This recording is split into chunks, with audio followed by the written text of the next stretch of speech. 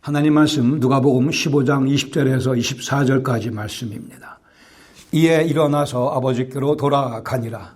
아직도 거리가 먼데 아버지가 그를 보고 측은히 여겨 달려가 목을 안고 입을 맞추니 아들이 이르되 아버지 내가 하늘과 아버지께 죄를 지었사오니 지금부터는 아버지의 아들이라 일컬음을 감당하지 못하겠나이다 하나 아버지는 종들에게 이르되 제일 좋은 옷을 내어다가 입히고 손에 가락지를 끼우고 발에 신을 신기라. 그리고 살찐 송아지를 끌어다가 잡으라.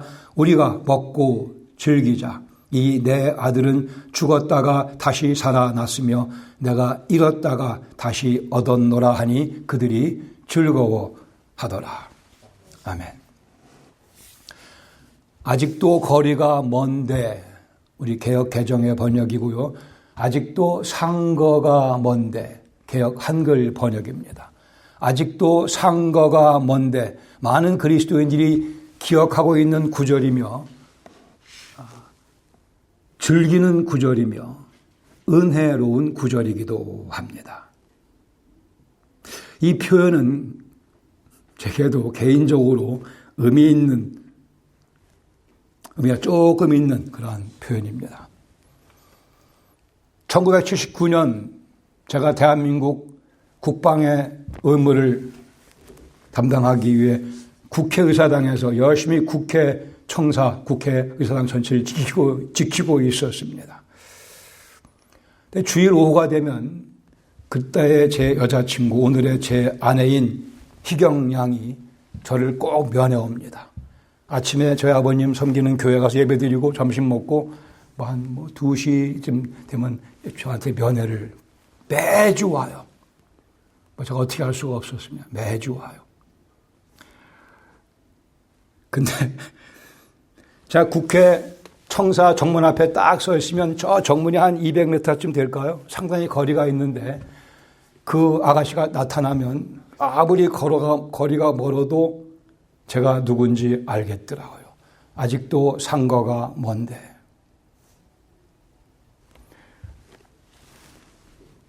재미있는 얘기인데 아직도 상거가 먼데 제 눈에는 그 사람이 제 여자친구인 줄 알겠더라고요. 하물며 우리를 그렇게 사랑하시는 하나님께서야, 여기 비유에서는 아버지로 묘사되고 있는 그 아버지 입장에서야 아직도 거리가 멀지만 아버지의 사랑을 단적으로 표현하는 아주 중요한 몇 개의 기가 막힌 표현들이 이 비유 가운데 담겨져 있습니다. 우리 한 본문을 보시죠. 20절에 보시면 달려 나오시는 아버지, 이에 일어나서 아버지께로 돌아갑니다. 우리가 봤던 영혼의 방황일기 제1단계는 뭐였어요? 영적인 방황 또 반항의 기간이었습니다. 그리고 영적 침체의 기간 속에 빠져들어가 세상에게 배신당하고 자신에게 마저 배신당하고 맙니다. 영적 각성의 단계 제정신이 들어 회개, 주님의 은혜가 찾아오고 있는 그러한 세 번째 단계. 오늘은 영적 회복의 단계입니다. 은혜의 감싸줌을 경험하는 단계. 시작은 이에 일어나서 아버지께로 돌아가는 회개의 발걸음에서 시작됩니다. 거기 아직도 거리가 먼데 아버지가 그를 보고 아버지가 반응하십니다. 이제부터는 아버지가 주어가 되어 등장합니다. 아버지 찾아간다고 전보를 친 것도 아니고 이메일을 드린 것도 아닌데 아버지는 문 밖에서 혹시 오늘도 우리 탕자 둘째 아들이 돌아오지나 않을까 하며 기다리고 계십니다. 저 먼 지평선을 바라보며 저 먼 지평선 위에 어떤 모습이 나타나면 저게 혹시 내 아들이 아닐까. 그렇게 이 아버지는 탕자가 집을 나간 그날부터 지금까지 하루도 빠지지 않고 계속해서 아들이 돌아오기를 기다리고 계셨습니다.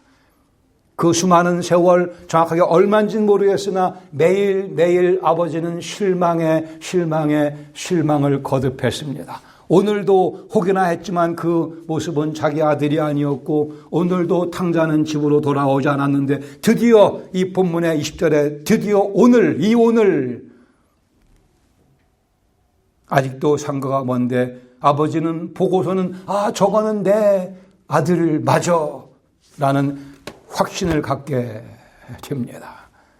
그리고는 아버지는 측은히 여겨.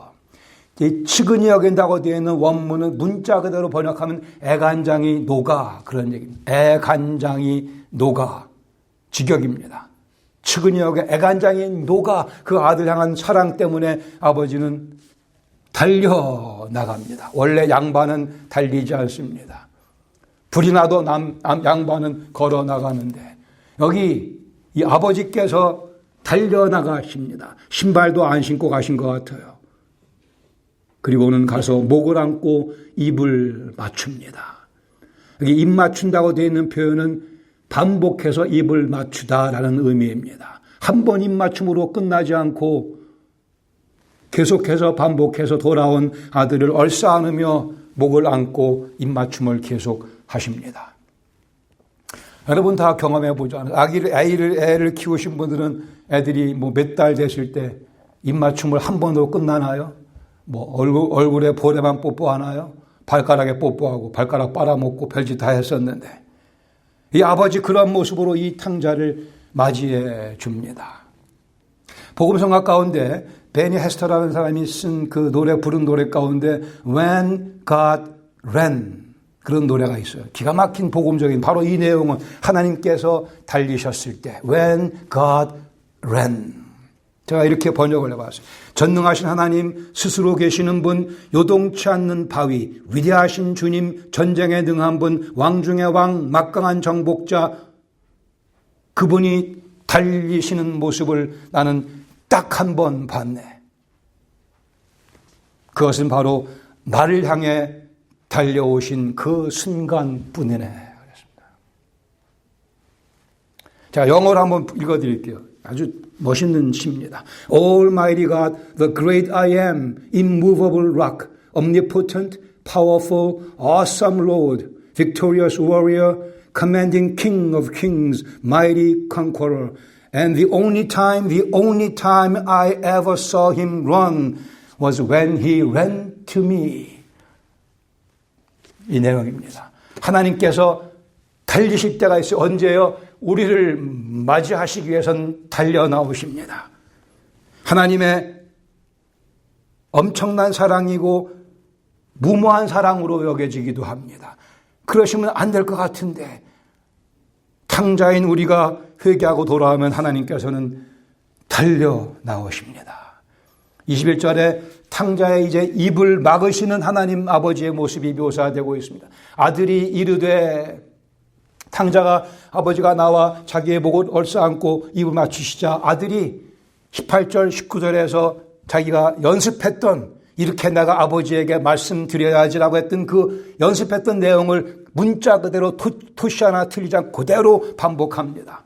아버지여 내가 하늘과 아버지께 죄를 지었사오니 지금부터는 아버지의 아들이라 일컬음을 감당하지 못하겠나이다. 똑같습니다. 18절 19절 얘기하고 원문도 똑같아요. 근데 여기 20절에 21절에 뭐라고 돼? 그렇게 감당하지 못하겠나이다 하나 했으나 그러나 여기 주목해야 될 것은 아버지가 그의 입을 막고 계십니다. 19절에 보시면 그 뒤에 탕자가 준비한 얘기가 더 있어요. 뭐예요? 나를 품꾼의 하나로 보소서. 그 얘기를 못하게 하나님께서 가로채십니다. 내가 아버지의 아들의 일컬음을 감당치 못하겠나이다. 거기까지 나를 품꾼의 하나로 보소서는 말을 못하게 아버지가 막으십니다. 너는 내 아들이야, 너는 내 품꾼이 아니야 라고 하듯이. 그러니까 문학적인 배열입니다. 예수님께서 이렇게 비유를 우리에게 적어주고 계십니다. 탕자의 논리에 의하면 본인은 아들이 아니고 품꾼이 맞죠. 품꾼이 맞습니다. 그러나 아버지의 사랑은 그리 해석하지 않습니다. 너는 품꾼이 아니고 내 아들이라. 탕자의 말을 가로채시는 아버지의 은혜. 아버지는 그를 꾸중하지 않으셨습니다. 너 내가 그럴 줄 알았어. 어때? 맛이 어때? 이렇게 얘기하지 않으십니다. 역시 집이 좋지? 아니요. 그냥 목을 안고 입 맞추시며 그의 입을 막으시며 너는 내 아들이라. 탕자 품꾼이 아니라 하고 말씀하십니다. 아버지의 사랑을 과소평가하지 맙시다. 하나님의 사랑을 우리 입장에서 이해하려고 들지 마시고 할 수 있는 대로 하나님의 입장에서 이해하려고 애를 써 보시기 바랍니다. 여기 아버지가 탕자를 자기 아들로 받아들이시는 이유는 탕자가 아들이기 때문인 거죠. 다른 이유가 없습니다. 탕자가 아들이기에 아들로 받아주시는 아버지. 22, 23절에 보시면 먹고 즐기자고 아버지가 얘기합니다. 아버지는 종들에게 이르되 입을 막으시고 종들에게 이르되 제일 좋은 옷 내어다가 입히고 손에 가락지 발에 신을 신기라. 그리고 살찐 송아지를 끌어다가 잡으라. 우리가 먹고 즐기자 얘기합니다. 종들에게 명령합니다. 제일 좋은 옷은 아들의 신분을 확인해 주는 상징입니다. 손에 가락지를 끼우라. 이는 아들로서의 권위를 확인시켜주는 상징입니다. 발에 신을 신기라. 이것은 이 집의 종이 아닌 주인이다. 품꾼도 아니요 주인임을 확인시켜주는 상징입니다. 그리고는 살찐 송아지를 잡아 먹고 즐기자고 말씀합니다. 24절에 이 아버지가 탕자가 귀가한 의미를 설명해 주십니다. 이 내 아들은 죽었다가 다시 살아났으며 내가 잃었다가 다시 얻었노라 하니 그들이 아버지와 모든 종들이 다 즐거워하더라. 본문 가운데 하나 교훈 나누고 싶은 것은 아버지의 사랑을 과소평가하지 맙시다라고 하는 사실입니다. 달리 말하면 아버지의 사랑은 결코 우리가 과대평가할 수도 없다라는 뜻이 됩니다. 누가복음 15장의 이 탕자의 비유와 비슷한 스토리가 유대인들의 지혜문학인 탈무드에도 나타납니다. 거기도 아버지의 집을 떠난 한 아들이 있습니다. 아버지는 종을 보내서 그 아들에게 가서 이렇게 이르라고 합니다. 모든 걸 용서해 줄 테니 집으로 돌아오라. 그랬더니 그 아들이 아버지에 가서 이렇게 전하라고 종에게 얘기합니다. 아버지, 저는 너무 멀리 왔기 때문에 아버지 계시는 곳으로 갈 수가 없습니다. 종이 그 아들의 이 이야기를 아버지에게 전합니다. 그러자 아버지가 그 종에게 이르기를 가서 이렇게 내 아들에게 전하라고 하십니다. 그 내용은 아들아, 내가 올 수 있는 데까지만 와라. 그러면 내가 거기서 너를 만나 주겠다. 성경적 진리를 잘 반영해 주는 내용입니다. 우리가 갈 수 있는 데까지 간다는 것은 우리의 행위를 의미하는 것이 아니고 우리의 회개, 제 정신이 들어 아버지를 생각하며 일어나 아버지 집을 향해 발걸음을 옮기는 회개를 의미합니다. 대주리에 앉아서 아버지 생각이 났으면 아버지께로 발걸음을 옮겨야만 됩니다. 회개입니다. 이 본문에 나타난 아버지 집으로 향하는 탕자의 모습에는 유치한 면이 없지 않아 있습니다. 왜 지금 아버지 집으로 가고 있어요? 배가 고파서. 아버지 보고 싶다라는 생각이 앞서지 않고 배가 고파서 그냥 아버지 집에 있는 품꾼조차도 얼마나 풍족한데 나는 여기서 줄여 죽는구나. 시작은 유치했습니다. 그냥 인생의 아픔, 문제를 해결받기 위해 하나님께로 나오는 분들이 많습니다. 괜찮습니다. 하나님의 방법이기도 하니까는요. 사실 여기 이 탕자의 배고파서 아버지 찾아오는 모습은 엄밀하게 따지면 괘씸죄에 해당합니다. 그렇지 않아요? 아버지로서의 존경 이런 것에 앞서서 배고파서. 그러나 아버지께서는 그 모습을 그냥 있는 그대로 just as I am 있는 그대로 받아주십니다. 재미있는 것은 불교의 가르침 가운데도 이와 유사한 탕자의 비유 같은 게 있어요. 구성은 비슷하지만 그러나 본질적으로 엄청난 차이가 있는 상반된 가르침이 이 불교의 가운데는 담겨져 있습니다. 불교의 탕자는 아버지 집의 종으로 받아들여집니다. 그러나 그 집 주인이 아버지인 것을 모르는 채로 아버지는 자신 모습을 드러내지 않습니다. 그리고 종들을 통해 그 탕자가 어떻게 말하고 어떻게 행동하는지 자세하게 관찰해서 보고하도록 합니다. 세월이 흐르면서 이 탕자가 점점점 상황이 나아집니다.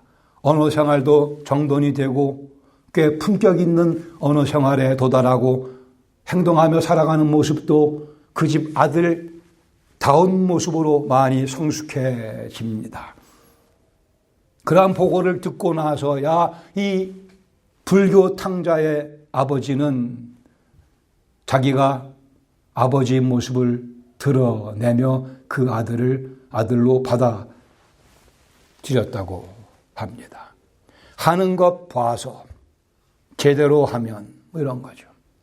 내 아들 될 자격이 있는가 확인한 후에. 이게 불교의 핵심적인 가르침입니다. 그러니까 선행을 해야 되고 해야 되죠.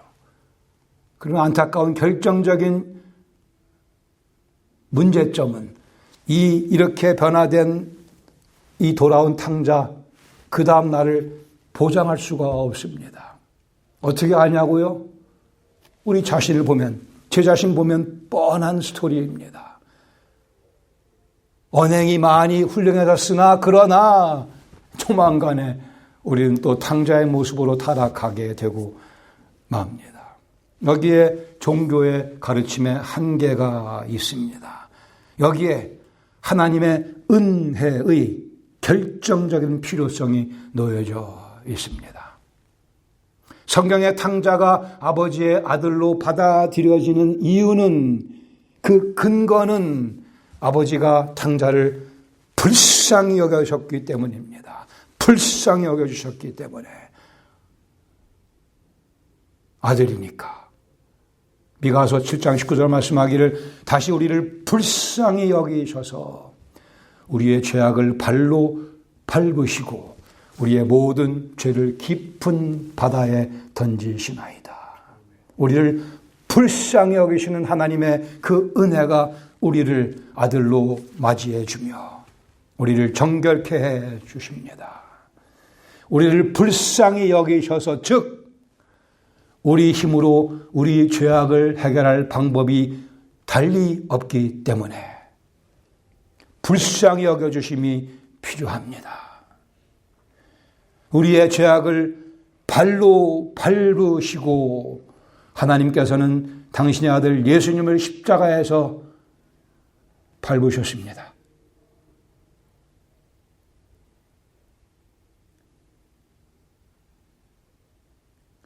우리의 모든 죄를 깊은 바다에 던지셨습니다.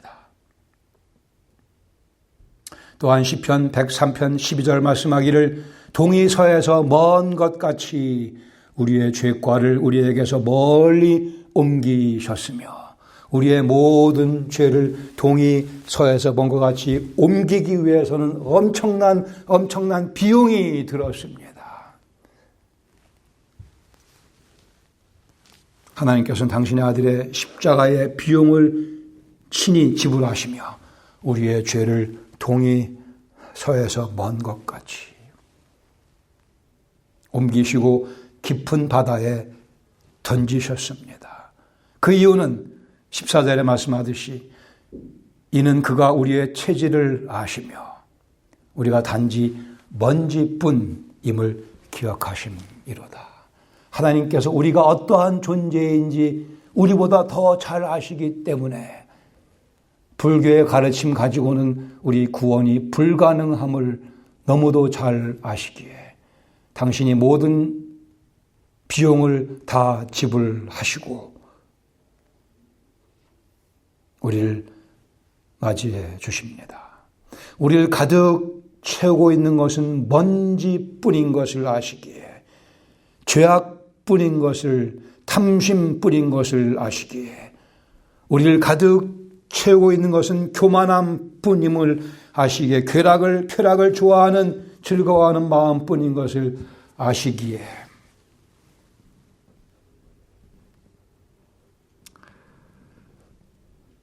우리의 체질을 아시기에, 우리로서는 불가능함을 아시기에, 우리가 어떤 존재인지 정확하게 아시기 때문에 하나님께서는 유일한 방법으로 당신의 은혜로 우리를 구원하십니다. 정확한 방법으로 구원하십니다. 우리 죄악의 문제를 말끔하게 논리적으로, 현실적으로, 법적으로 해결해 주십니다. 죄 없으신 예수님께서 나의 죄를 대신 짊어지시고 십자가에서 고난당하시고 대신 죽으심으로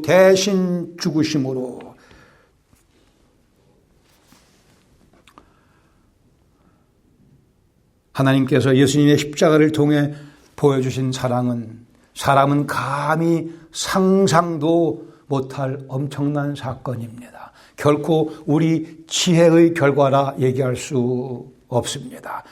하나님의 아들 하나님이 죄인들을 위해 십자가에서 죽는다고 하는 이 사건은 사람의 머리로 상상도 할 수 없는 엄청난 사건입니다.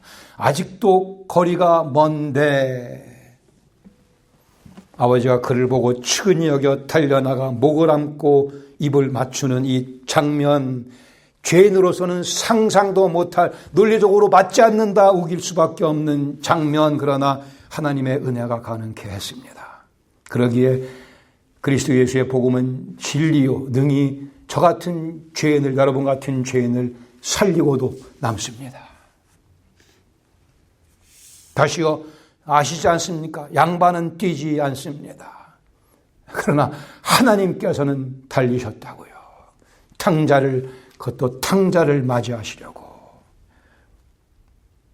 이 성경의 탕자가 아버지의 아들이 되는 이유는, 그 근거는 아버지가 모든 손해를 다 감당하셨기 때문입니다.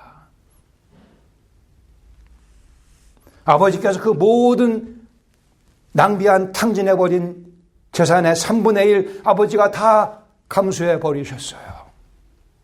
그거 아깝다 생각하지 아니하시고 달려가 목을 안고 입을 맞추시는 이 장면, 이것이 곧 아버지의 말씀이었습니다. 아버지의 탕자를 맞이하는 환영사였습니다. 아버지의 용서의 선언이었습니다. 이것이 그리스도 예수의 복음이라고 하는 것입니다. 요한 세바스찬 바하가 이런 칸타타를 작곡했어요. Heaven laughs and earth rejoices. 하늘은 웃고 땅은 즐거워한다. 복음의 또한 단적인 표현이죠. 하늘은 웃고 세상은 즐거워한다. 예수님께서 부활하셨을 때 하늘에 웃음이 퍼졌습니다. 이 땅에 즐거움이, 기쁨이 편만하게 됐습니다. 죄인 하나가 회개할 때 하늘에서 잔치가 벌리며 웃음이 있다고 말씀했거니와 그 죄인의 삶 속에 즐거움이 찾아오게 됩니다. 내가 아버지께로 돌아갈 때 아버지의 마음에 웃음이 있으며 하늘에 웃음이 있으며 내 마음속에, 내 영혼 속에 즐거움과 기쁨이 있습니다. 만세 반석 열리니 내가 들어갑니다. 창에 허리 상하여 물과 피를 흘린 것 내게 효험되어서 정결하게 하소서. 빈손 들고 앞에가 십자가를 붙드네 의가 없는 자라도 도와주심 바라고 생명샘에 나가니 나를 씻어 주소서. 십자가를 붙들기 위해 그 손은 빈손이어야만 됩니다. 빈손 들고 앞에가 십자가를 붙드네. Nothing in my hand I bring, simply to the cross I cling. 여기에 허랑방탕을 놔야 합니다. 돼지 쥐염 열매를 버리고 빈손으로 십자가 앞에 나가 은혜를 붙잡습니다. 토니 에반스 목사님 말씀하기를 죄의 고백은 우리로 유턴을 가능케 해준다. 그리고 은혜는 우리를 아버지 집 안으로 들어가게 해준다. 죄의 고백, 회개는 유턴입니다. 우리를 아버지 품 안속으로 던져넣는 것은 은혜입니다. 스페인의 파코라는 탕자가 있었습니다. 부조막심한 아들이었어요. 엄청난 죄도 많이 짓고 집을 뛰쳐나왔습니다. 아버지는 그러나 그 아들을 잊지 않고 아들을 찾기 위해 여러 가지로 애를 씁니다마는 못 찾고 말아요. 그러나 집을 이사해야만 되는 상황이 벌어졌습니다. 그래 집을 이사했습니다. 혹시 아들이 돌아와도 그 자리에는 아버지와 가족이 없으니 아버지가 그 아들을 신문에 광고를 내며 찾습니다. 사랑하는 파코야, 모든 죄를 용서해 줄 테니 집으로 돌아와라. 근데 우리가 집을 이사했으니 과거에 살던 집으로는 가지 말고 시청 앞에 있는 시계탑 밑에 며칠 12시 정오에 거기서 만나자. 드디어 그날이 됐고 12시가 되어 아버지와 온 식구들은 혹시 파코가 돌아올까 싶어서 그 시청 시계탑 앞으로 나가서 기다립니다. 12시가 되자 파코라는 이름을 가진 수십 명이 시계탑 앞으로 찾아왔다고 합니다. 이 이야기는 우리 속에는 용서받고 싶어하는 본초적인 갈망이 있다고 하는 사실입니다. 모두가 다 죄인이기 때문에 그 죄의 문제를 해결하기 전까지는 만족감이 없기 때문에 그 죄의 문제를 해결하고 싶은 그러한 갈망이 속에 자리 잡고 있습니다. 우리 그리스도를 믿은 분들은 감사하게도 이 문제를 이미 해결했습니다. 우리가 파코입니다. 그러나 영혼의 방황의 길을 또 잘못 쓰면서 방탕의 길을 하나님을 등지는 일이 벌어지기도 합니다. 다시 every time we need to come back. 우리는 돌아와야 됩니다. 파코가 되어 시계탑 앞으로 아버지 품 안으로 되돌아가야 합니다. 우리는 창조주께 인정받는 삶을 살아야만 그 속에 만족감이 충만하게 됩니다.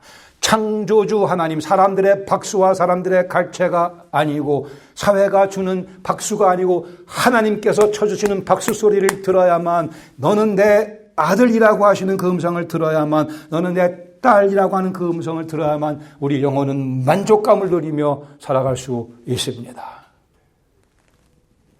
우리는 아쉬움을 떨쳐야만 됩니다. 내가 아버지 품 안에 안겨 있다고 하는 확신 가운데 결코 예수님의 십자가를 통해서 확증해 주신 아버지의 사랑을 과소평가하지 마십시다. 그 사랑 결코 과대평가할 수도 없습니다. 빈손 들고 앞에가 놓을 것을 놓고 빈손 들고 앞에가 십자가를 붙드는 순간 우리는 다시 한번 아버지 품에 안겨 있음을 확인하게 될 것입니다.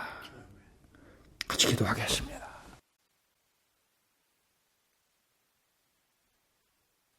다시 한번 우리 영적인 주소를 확인하시기 바랍니다. 빈손 들고 앞에가 다시 한번 십자가 앞으로 갑니다. 예수님의 십자가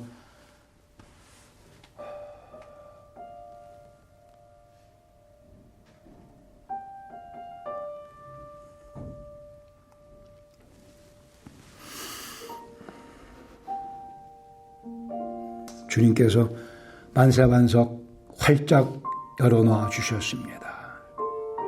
우리를 그 가운데 숨겨주셨습니다. 생명샘으로 나아갑니다. 생명샘에 내 영혼이 적셔졌는가 확인하실 수 있기를 바랍니다.